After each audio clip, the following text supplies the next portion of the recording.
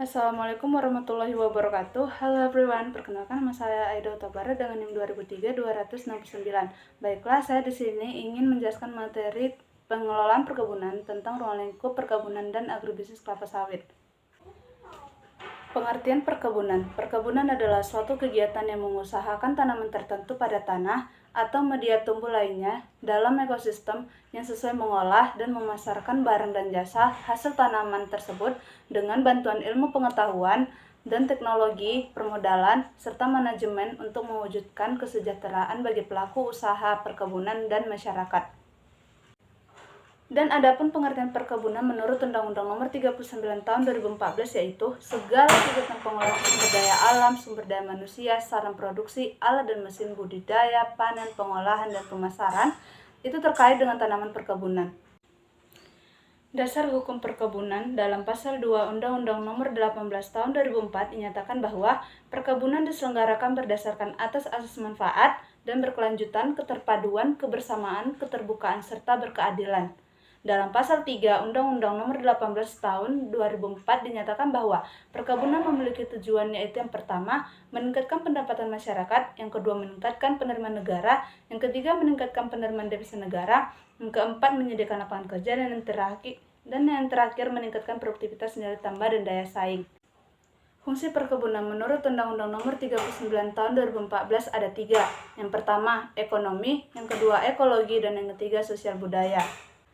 Sebelum menjalankan usaha perkebunan, maka kita perlu mengetahui ada 3 jenis usaha perkebunan yang diatur dalam Undang-Undang Nomor 39 Tahun 2014 tentang perkebunan.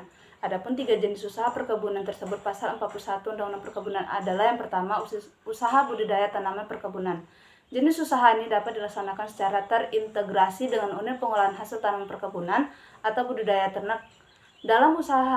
Dalam integrasi usaha budidaya tanaman perkebunan dengan budidaya ternak dan diversifikasi usaha harus mengutamakan tanaman perkebunan sebagai usaha pokok.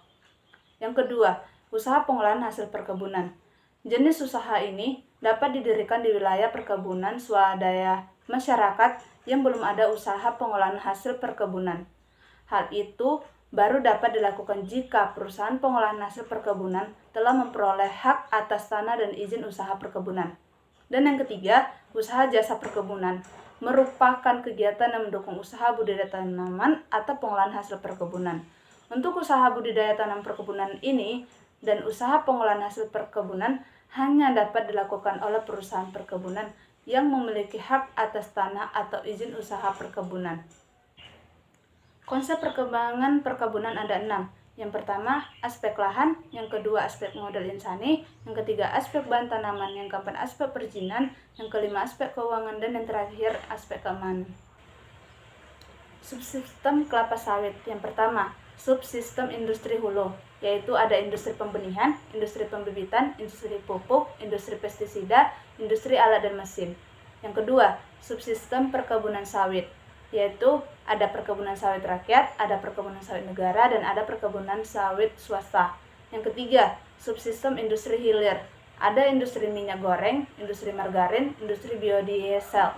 Dan yang keempat, subsistem pemasaran. Ada target konsumen mulai dari domestik dan luar negeri.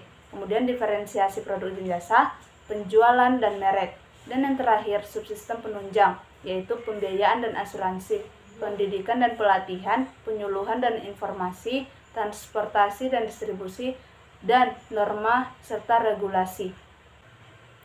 Penyebaran kelapa sawit nasional pada tahun 2019 tersebar Provinsi Indonesia, yang dimana Pulau Sumatera memiliki luas lahan perkebunan kelapa sawit terbesar hingga mencapai 7.944.520 hektar, yang disusul oleh Pulau Kalimantan dengan luasan sebesar 5.820.406 hektar.